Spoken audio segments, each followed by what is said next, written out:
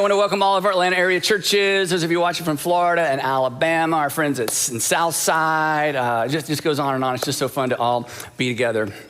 So today I want to begin with this question, and please don't raise your hand, don't elbow anyone, and I already know the answer. The answer is yes, but it may take you a moment to remember why the answer is yes, and I'll try to prompt your memory. Here's the question. Have you ever lied? That's not the question. That's not the whole question. We all know the answer to that, right? Have you ever lied in an attempt to assure someone that you can be trusted? Have you ever lied in order to assure someone, oh yeah, I can be trusted? So let me take you back in time. For some of you, this will kind of prompt you because you're like, oh, I would never do that. For some of you, it was high school, so your first memory of this, because your mom or your dad or your uncle or your aunt or your grandparents or whoever you were living with decided to let you drive their car to school when you were in the 10th grade, or maybe you already had a car, your own car when you were in high school. And the rule was you drive the car, you park it, you leave it parked until you get out of class at the end of the day, and then you drive home. That's the rule. You're like, of course, I would never dream of doing anything other than that until day 3 when your friends are like, let's go to lunch, anybody have a car? And this was your opportunity to look good, not necessarily be good. So you drove, and this became a habit. And then one afternoon you got home from school and your mom is sitting there. She said, honey, or whatever she called you. Maybe that day she wasn't honey. Did you leave the school today in the car and go to lunch? And you had a decision to make. Do I want her to trust me, or do I want to tell her the truth? So you lied so she would continue to trust you. You get it? This is how this works, okay? Let me ask you the same question maybe another way, because this kind of goes to the heart of what we're talking about today. Have you ever compromised your integrity? It's the same idea. Have you ever compromised your integrity to protect your reputation as someone who has integrity? Have you ever actually compromised your integrity? You covered, didn't tell the whole truth. You decided not to share that. You just flat out lied to protect your reputation as someone who can be trusted or who has integrity. Now, I think most of us live with this pressure somewhere in our lives. I do. I live with it with you because I want you to trust me, and I don't want to lose your respect, because if I lose your respect, then whatever I'm up here talking about, you're like, well, he doesn't do that, and pray for Sandra. And who wants to go to a church where the speaker and the pastor is just an out liar or a hypocrite? So if I really mess up, in some way or shape or form that would discredit me with you, of course I would be tempted to lie, and I would be tempted to cover up if that's what's required to maintain your respect. For me, we just live with this pressure. And unfortunately, sometimes, if we're honest, sometimes we're willing to be bad if that's what it takes to look good. Isn't that weird? Or we, to put it this way, we would rather be bad than look bad. Because the force was strong with Luke, and shame avoidance is strong with all of us. None of us want to be shamed, and none of us want to be embarrassed. But here's the flip side. If an employee, and this has happened, in fact, there's kind of a famous legendary story around our organizational culture that I share with staff from time to time because it was such a big example of this.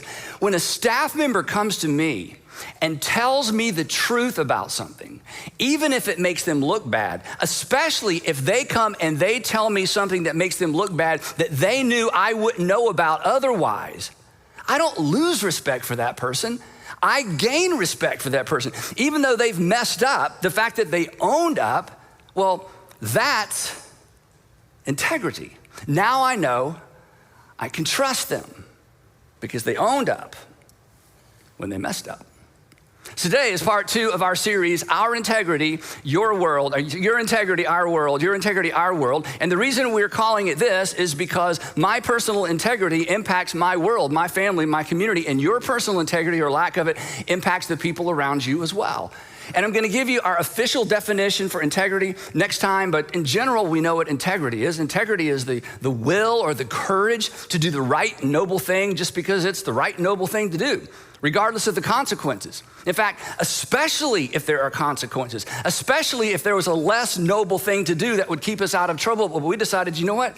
I'm just gonna do the right thing. Why? Well, it doesn't benefit me. I'm gonna do the right thing just because it's the right thing, even though it costs me. And as we said last time, we are all pretty quick to excuse our personal lack of integrity or a breach in our integrity, but we are not quick to excuse it in other people, right? We expect it of our leaders, we expect it of our teachers, we expect it of our employers, our employees, our friends, our kids, our husbands, our wives, our fiancés, boyfriends, girlfriends. We just wake up every day expecting them to be people of integrity, even when at times we're not. I mean, everybody expects it. It's a universal expectation. I mean, even thieves and cheaters do not expect to be stolen from and cheated on.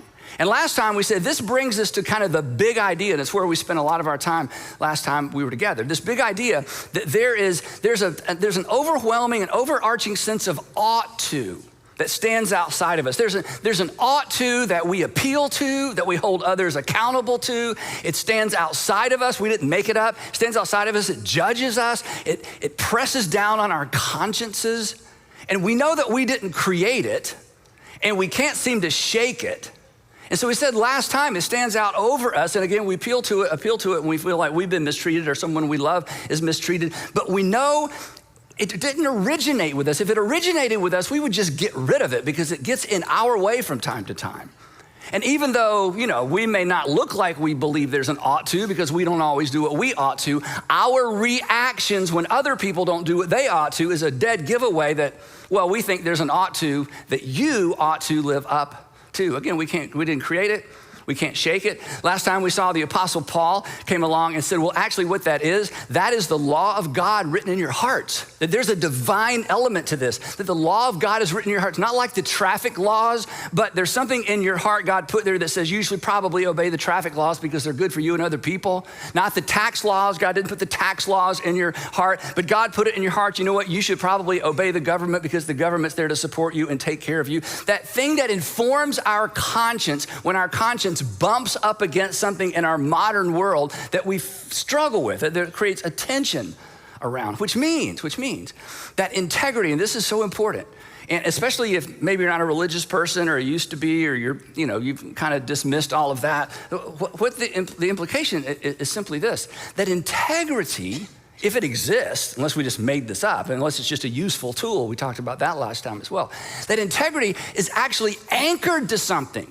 That integrity is actually grounded in something. That there's a foundation for integrity that goes beyond my fluid opinions and your fluid opinions. It even goes beyond majority rule. Again, it stands over us and it convicts us and it judges us and sometimes it condemns us. And even though we don't like it when it makes us feel bad about us, we are quick to appeal to it when somebody mistreats us. In fact, we said the moment, this is such a powerful idea, the moment that we attempt to justify a behavior in our minds, the moment, and before this day is out, we're gonna do this, right? The moment you find yourself wrestling with, I shouldn't, but I will anyway. I really shouldn't, but I think I will anyway. I should, but I'm not going to. I should tell her, I'm not gonna tell her. I should tell them the rest of the story, I'm not gonna tell them. The moment we find ourselves wrestling internally with an ought to, we actually acknowledge the divine. The moment we attempt to justify a behavior in our minds, the moment we find ourselves, we're essentially acknowledging that there is an ought to that stands over you, that stands over us, that somehow we're accountable to, and we can't shake it, and we know we didn't create it, because if we created it, we would just get rid of it. When you do, this is what's so powerful. When you do what you ought to do, and it costs you, when you do what you ought to do and it costs you, you may not acknowledge this season of your life, but you're actually acknowledging God's rule over you. When you do what's best for someone else and it costs you, that's being like your Father in heaven. You are intentionally or unintentionally acknowledging God's rule, his kingdom over you. But we said too, integrity is not just about us, because my personal integrity or a lack of personal integrity always impacts some other person's, doesn't it? In fact, your story growing up is the reason you kind of had to, dig your way out of a hole, maybe because of the family that you were raised in, is because mom or dad, or maybe both, they just lacked integrity. And you started off with a deficit. Their personal lack of integrity impacted some other persons, specifically you. That our integrity always impacts other people. Again, it's your integrity. It's our world. It's my integrity, but it's my world. In fact, we can spend a lot of time on this, and we'll come back to this toward the end of the series, is that I don't think it's an overstatement to say that our integrity determines the health and the depth of our relationships. The health and the depth of our relationships. Integrity is essential to relational contentment and fulfillment. Have you ever tried to have a relationship with somebody who lacks integrity? Can you even have a relationship? I mean, some of you, unfortunately, are in relationships you can't get out of right now, and they just lack integrity. They don't always tell the truth. They cover, they blame, they shame. They won't have difficult conversations. You're always off balance. So this topic, it's not even a religious or a spiritual topic. It's just, it's human nature. It's every single day of our lives. But we're making the point, the reason we can't escape it, the reason we hold other people accountable to it, is because there is a divine element to it as well. And it impacts every component and every facet of our lives. There's a sense in which when it comes to relationships, that integrity, or even character, if you want to use a different word, it's like the oil in machinery. Any machinery where there are moving parts, and there are less and less machines with moving parts these days, but there's still machines with moving parts. Anytime you find a machine with moving parts, the parts, this is so cool, the parts were designed or created to work perfectly together. But apart from a lubricant, the parts that were created to work together will ultimately destroy each other because they build up friction. And the same is true in relationships. You may be made for her, made for him, be created for her, created for him. I mean, it's just a match made in heaven. Or even at work, you think, wow, this is the greatest team. These are the greatest people. I've never felt more a part of a work or marketplace community. And that, it may be true that you're perfectly suited for that job, but apart from integrity, because you're in close proximity with people, there's potential friction. And the reason those relationships can go the distance, the only way those relationships can go the distance, is because of integrity. It's like the oil or the lubricant in the machinery, made for each other, but apart from it, you destroy each other. Because, and you know this, you don't think of it in these terms, proximity creates the potential for friction, right? I mean, you're not mad at your neighbor's boss, and your neighbor's boss may be a way worse boss than your boss, but you're mad at your boss. Why? Because there's proximity and friction, right? You're not mad at a stranger's wife or their son or their daughter, right? It's your wife or your husband or your son or your daughter because of proximity. So proximity creates the potential for friction, which increases the demand for integrity. So again, this is an inescapable reality that should be front and center for us every single day. One more quick illustration or application. So if you're single, and I mean maybe high school, college, graduate school, post-grad, single, maybe single again. If you're single, your looks or your money may win him or win her, get him, get her, get the relationship going. But you know this, it's your integrity that determines the health and the longevity of the relationship, right? I mean, falling in love is easy, and I'm gonna ask you to fill in a blank to see if you've been listening. Falling in love is easy, right? It only requires Falling in love is easy. It only requires a pulse. All you need is a pulse to fall in love, okay? Falling in love is easy. All it requires is a pulse. But staying in love requires other things, and one of the essential ingredients of staying in love is integrity. I mean, having kids, that's biology. Raising them together, it requires integrity for both parents, right? Landing that job, that requires a GPA and, good GPA and a resume. Keeping that job, excelling in that job, building a sense of community at work, it requires integrity. So a lack of integrity is gonna cost us relationally always. It could cost you professionally. It could cost you in the relationships that matter most to you. So the question we're trying to answer in this series is, how do we get it? How do we guard it? How do we keep it? And maybe in your case, how do you get it back? And that's, again, why we entitled the series, Your Integrity, Our World. But here's the challenge. Then we're gonna dive into our key verse for this series. Here's the challenge. If you wanna improve your looks, not that you need to, but I'm just saying, if you wanted to improve your looks, there are so many places you can go, so many things you could. If you want to improve your skin, there's so many things you can do, so many places you can go. If you want to improve at work, if you want to improve your financial situation, if you want to get stronger, if you want to develop a new skill, if you want to get better at golf or a hobby, whatever you want to improve in, however you want to advance in life, in our culture, there are dozens and dozens, almost endless ways to get better at just about anything. But when it comes to integrity, which is far more important in terms of the long run, long-term relationships and health and happiness and satisfaction and contentment. When it comes to integrity, where do you go? Who's even offering to help? I mean, once we left home, it's kind of like you're on your home. I hope we got it right. And maybe we were a bad example or a good example, but we're example of something. So good luck, get out there. Who's offering to help? Who's offering to help us? I mean, and to make it worse, or I should say to make it more complicated, the external pressure, and this, the external pressure to compromise rather than preserve our integrity is relentless, right? I mean, compromising your integrity in some fields or some industries is kind of how you get ahead or stay ahead of the competition. It's almost a key to succeeding. Or maybe you feel like, hey, if I don't compromise a little bit, I'm not even gonna survive.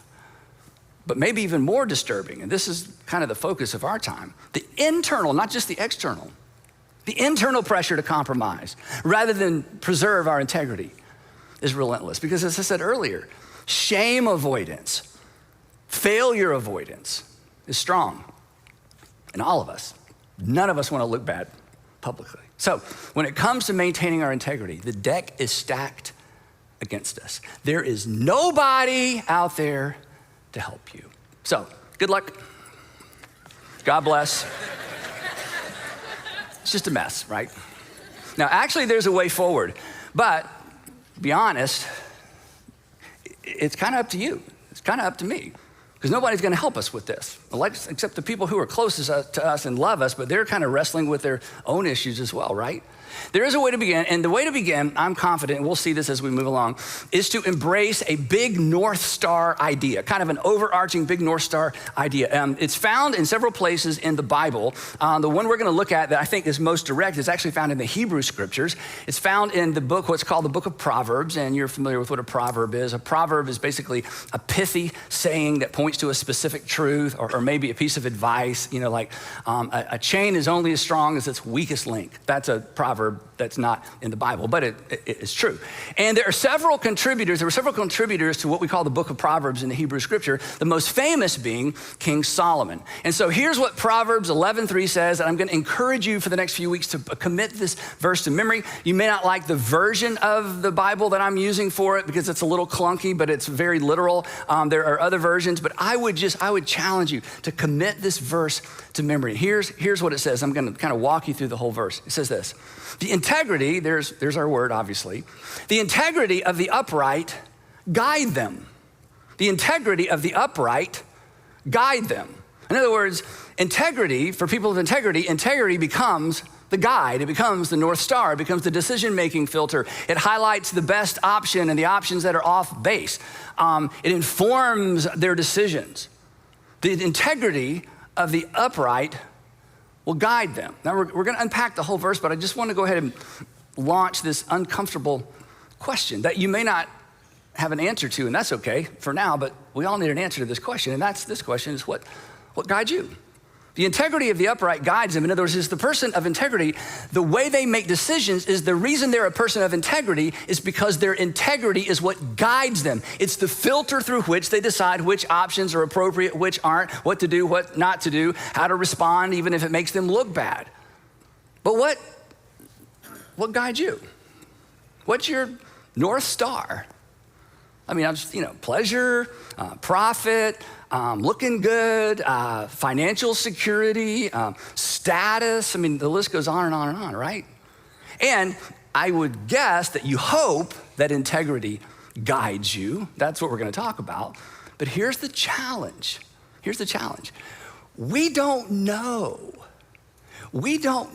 if integrity guides us until maintaining our integrity costs us. We don't know if integrity actually guides us or it's just kind of a good idea like, well, of course it does. We don't really know until maintaining our integrity costs us. And we're gonna talk about this, I think, in week 4, but let me just throw this out there. This is why, and this sounds like a terrible thing for me to say, this is why I hope all of you, and some of you have been there, done that, I would hope for all of us that at some point along the way, our integrity would be so tested, and it's not really a test, it's more of a pop quiz. If it was a test, we could prepare, but it's usually like, there it is in the moment. Do I tell the truth or not? Do I tell the whole thing?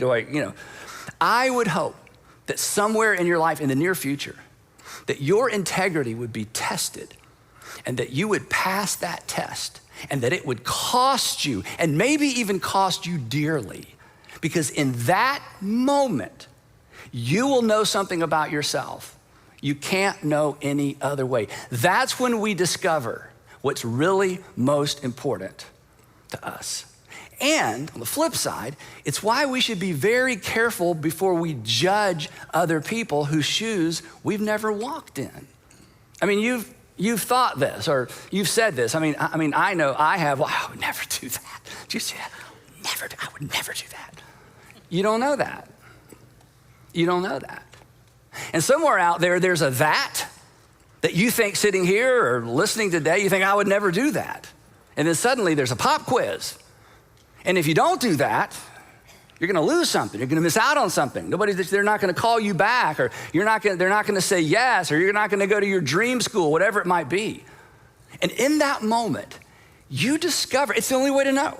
You'll discover if integrity is actually your guide. So, one more time, what guides you? Now, there's a fascinating word picture built into this verse. So I want to point that out, then I'm going to read the rest of the verse. Here's what it says. The integrity of the upright will guide them. Now, the Hebrew word for upright is a lot like the English word for upright. It just means to be upright. Literally, it means to stand up straight, to put your shoulders back and to put your chin up and to look forward. Versus, as we'll see the second part of the verse, versus living your life like this. Because when you live your life like this, you are most aware of what and who is right in front of you, right?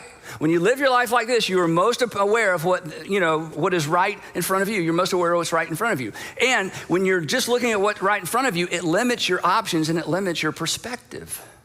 When you're living like this, it's immediate versus ultimate. It's now versus later. When you walk in integrity, and when integrity becomes our guide, there's a posture. You stand up straight, you live standing up straight, and you take the long view. You look up and you look out. You take the long look because you realize, the person of integrity realizes, you know what? Later is longer. Later is longer. Now and immediate is now and immediate, but later is longer. And when I look back on this decision and this season of my life, it goes back to the question we ask all the time. What story do I want to tell? And the person of integrity, they are upright. They are looking way out and they're making decisions based on later, not now. That they weigh their options with their future in mind and the future of the people they love in mind. Again, your posture, the short way of saying it is your posture influences your future. My posture influences my future. And we already know this. You know how we know this? Because even though we've never chatted about this, your greatest financial, your biggest financial regret, I should say, your biggest relational regret, where were you looking? You were looking at now, not later. Wow, not uh-oh. You were looking at immediate, not ultimate. We know this. And so the writer of Proverbs says, hey, the upright are guided by their integrity because they live upright, not just doing upright things. They actually stand upright and they take the long look. So again, what's guiding you? And just to dig on this a little bit, if your trigger response when you're under pressure is to lie, if our trigger response when we're under pressure is to make excuses and to blame and to cover and to point at other people and to try to deflect, it's not all my fault. If your trigger response and my trigger response is any of those things, those are clues. Those are clues that perhaps integrity is not, in fact, our guide. In fact, those are clues as to what really and truly guides you. And at this point in the series, I'm not suggesting you make any changes. I just think you should know. I'm just suggesting that we all face up to what's actually guiding us and then ask this terrible question. If I'm quick to abandon my integrity, If I'm quick to abandon my standards, I said I'll never and I'll always, and then I met him, then I met her, and suddenly it was like, yeah, whatever, okay? If in the past I just had standards, I mean, I wanted to live an upright, long view life. And if you are quick under certain circumstances or with certain people to abandon your integrity, then you need to ask. And this isn't a religious question. This is just a make you a better person question. What's really driving me? You should know the answer to that question. I should know the answer to that question. And discovering the answer to that question may motivate you or embarrass you into doing something about it. And if you're like a lot of people, you may discover, and please don't see me pointing my fingers. I think we all wrestle with this. I know I wrestle with this. You may discover that you're more concerned with looking good than being good. You may discover, nobody's gonna admit this until you do a little probing. And the way you know is you just examine your responses when you're under pressure and there's something to lose. You may discover, as wonderful as you are, and you are all wonderful, that you're more concerned with looking good than being good. Now, quick question, I promise we're gonna move on because this is terrible, I know.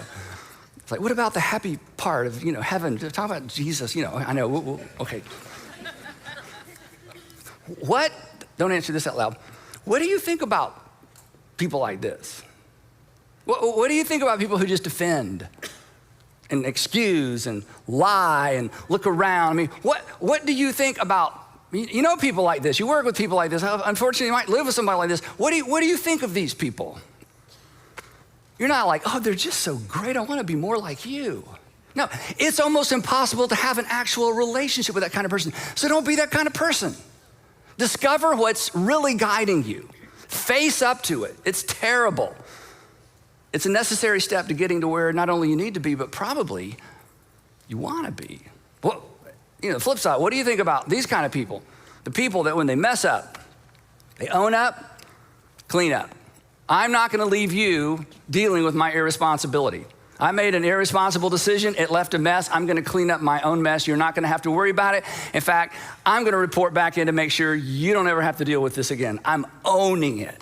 Now, this is so important. I got to move on.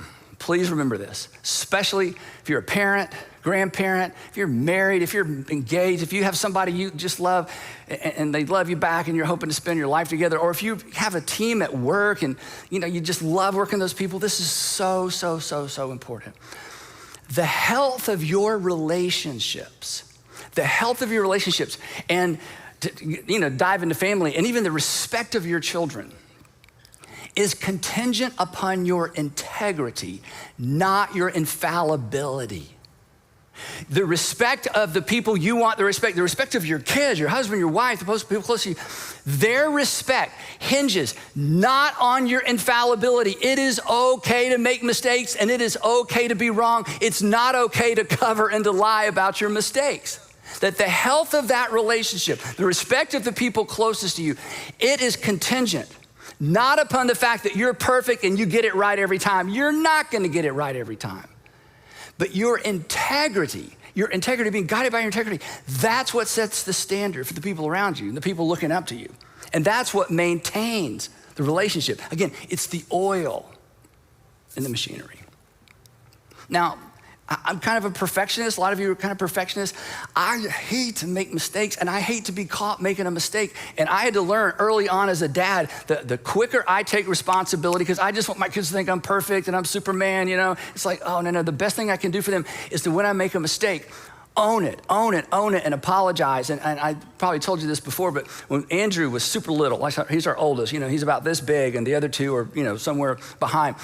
He got in this habit of apologizing all the time. I'm so sorry, Mom. I'm so sorry, Dad. I'm so sorry, Mom. So almost like a trigger response. I said to Sandra, we must be really good parents. He just owns it. He just apologizes so quickly. She says, no lie. She said, that's because she hears you doing that all the time. Because I have made so many mistakes. I'm so sorry. You heard me say I'm so sorry. He's like, that's what you're supposed to say. I'm sorry. I'm like, kind of worked, I guess. I was a bad example. It can be good for your kids as well, right? So the point is this.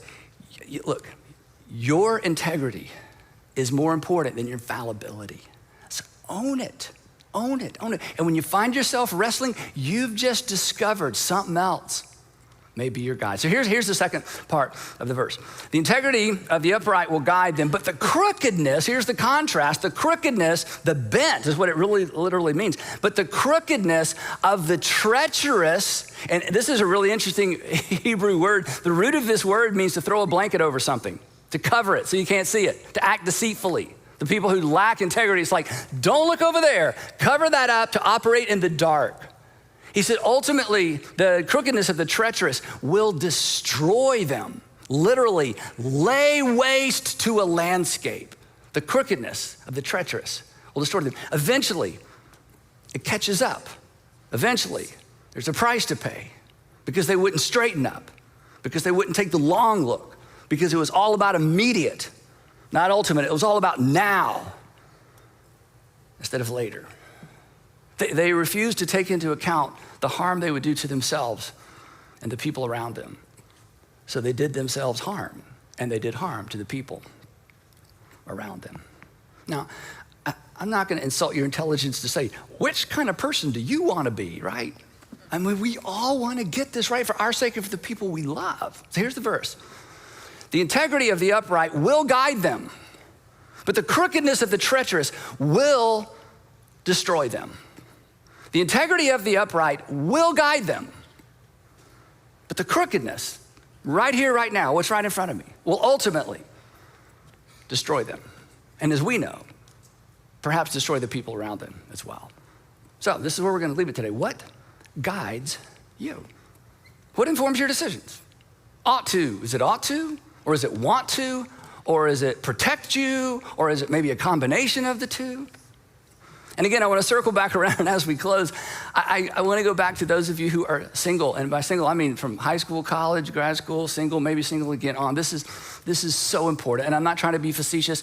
And those of you who are married, you're going to want to, whatever you do when something you agree with happens, whether you say amen or yes, preach it. I don't know. And so you don't have to do that, because what I'm about to say, every married person in here is like, oh yeah, that's right, okay? So if you're not married, when you catch yourself thinking, or you hear yourself saying, well, once I get married, says all the married people, Let me just share, this is pretty brilliant insight. You know, I don't know how I come up with this stuff, but once you get married, the only thing different about you is you're married. See, anybody write that down? Yeah, the only, see this, and I understand this. I got married when I was 30, so, I lived, single longer than, a lot of people were back then, but, I just hadn't fallen in love yet. But anyway, I can remember wrestling. Well, once I'm married, it's like, no. Once you're married, I knew this because I'd done enough, I did premarital counseling before I was married. Why anybody would listen to me talk to them about their marriage.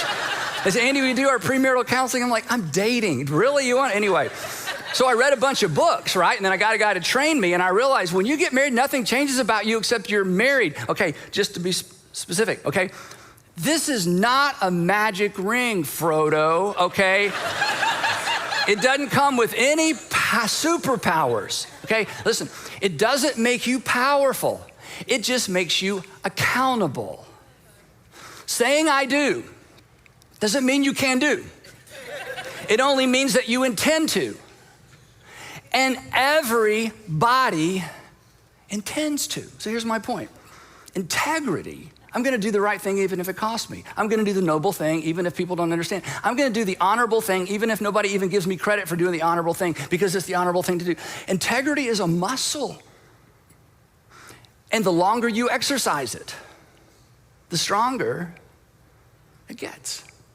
You should start now. Because the folks who exercise their integrity muscle, they're the ones who don't just say, I do.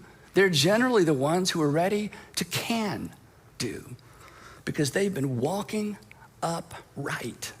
They've been opting for ought to over want to, later over now, ultimate over immediate. So again, regardless of what stage of life you're in, your posture informs your future. So, straighten up. Remember your parents who said that? Straighten up. They had no idea. Straighten up. Take the long look. You will expect the person that you fall in love with to be a person of integrity. And they will expect that of you as well. So don't be a hypocrite. Just start now. Start now becoming the person that the person you're looking for is looking for. And when you mess up, clean up. No more cover up. Just be done with all that. Just exercise that muscle. And you'll be glad you did. And some other people will be glad you did as well. So wrapping up, integrity. It's just the will and it's the courage to do the right thing because it's the right thing. The honorable and noble thing because it's the honorable and it's the noble thing to do. Even when it costs you, especially when it costs you, because that's when you know what truly guides you.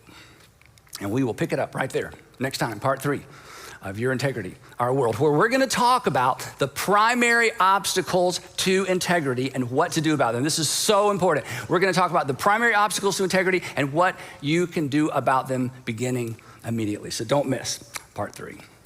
Before you go, as you might imagine, 3 questions to keep the conversation going at lunch or at home or in your community group. Question number 1, integrity should guide us, but what competes for that role in your life? I don't know if you want to share this with anyone or not, but it might be helpful because oftentimes, this is true, oftentimes the thing that competes as guide for our life, when you say it and look at it, it is so immature and it is so shallow, it's embarrassing. I mean, it really is. That's okay. So what competes? You want integrity to be your guide, but be honest with somebody. What competes? Number 2, what has been most helpful as it relates to maintaining your personal integrity? Because we're not going to get much help as adults, right?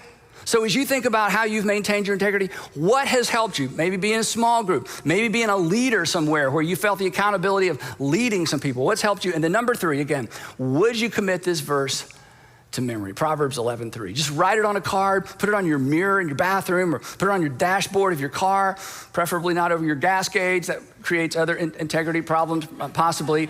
If you have kids, or if you have kids in your home, in and out of your home, teach the kids this verse. And then this week, let's just all straighten up. Let's pay attention. Let's pay attention to that internal nudge toward ought to, even if it costs you. I'd love to pray for us. Heavenly Father, so easy to stand up here and talk about. So difficult to walk out that door and do. And Father, for some of us, it's extraordinarily difficult because we're living with some difficult circumstances. And Father, for the man or the woman who's listening today and they're thinking, I want to get this right, I'm not sure how it looks in my particular circumstances, would you open their eyes, give them eyes to see their circumstances the way that you do, and then give them the courage to act. And Father, I pray that you would remind all of us, straighten up, because our Heavenly Father who loves us has put his law in our hearts, that you are for us. And I pray all of that in the matchless name of Jesus.